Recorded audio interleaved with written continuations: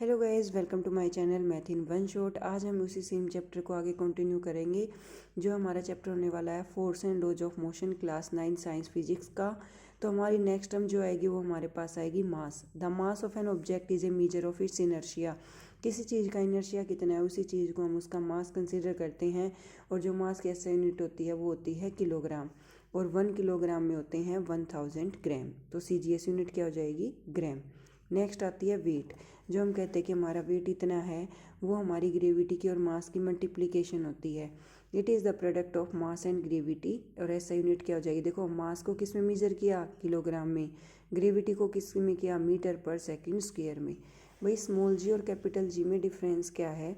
Small जी होती है gravity और कैपिटल जी होता है ग्रेविटेशनल कांस्टेंट। जो ये स्मॉल जी ग्रेविटी है, इसी ग्रेविटी की वजह से हम चल पाते हैं हर सरफेस पर। इसी ग्रेविटी की वजह से हर चीज़ जो है वो अपनी पोजीशन पर स्टेबल है। अदरवाइज चीज़ें जो है वो अपनी पोजीशन पर स्टेबल नहीं रहेंगी। नेक्स्ट है second law of motion. The rate of change of momentum of an object is proportional to the applied unbalance force in the direction of force.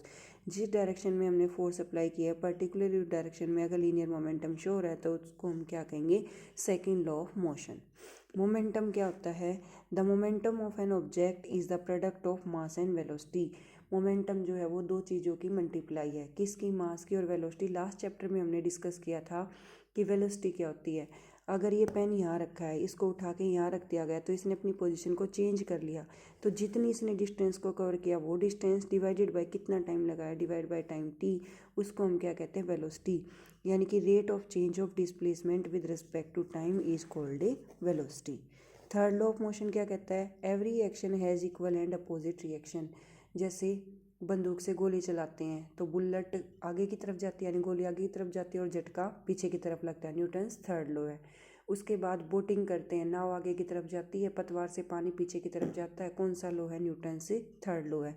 उसके बाद नेक्स्ट केस हमारा लिफ्ट वगैरह का होता है या हॉर्स एंड कार्ट पुली का, उसमें भी हमारा कौन सा लॉ अप्लाई होगा? न्यूटन से थर्ड लॉ अप्लाई होता है। Every action has equal and opposite reaction. Momentum की हम बात कर रहे थे। मोमेंटम प्रोडक्ट होगा किसका? मास का और वेलोसिटी का। और इसी मोमेंटम को हम फोर्स F भी कंसीडर कर सकते हैं।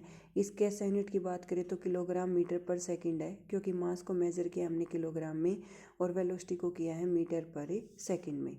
उसके बाद mathematical formulation of second law of motion की बात करें तो हमने एक ऑब्जेक्ट के दो मोमेंटम कंसीडर किए, एक इनिशियल और दूसरा फाइनल है। यानी कि कोई भी चीज़ स्टार्टिंग में जब मोशन में आई तो उसके पास कुछ नहीं था, तो वो हमने कंसीडर कर लिया पॉइंट P1 जो कि इक्वल होगा m इंटू यू, यानी कि मास इंटू वेलोसिटी के। सेकेंड हमने मोमेंटम कंसीडर कर लिया P2।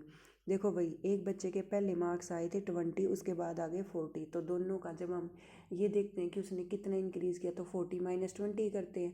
तो यहाँ पर भी final velocity minus initial velocity. तो rate of change of momentum P2 minus P1 with respect to time t। Mass हमने कॉमन ले लिया क्योंकि एक ही ऑब्जेक्ट के ऊपर अप्लाई कर रहे हैं, v minus you divided by t। तो यहाँ पर अब प्रोपोर्शनलिटी का सिंबल आता है तो एक कांस्टेंट आ जाएगा k।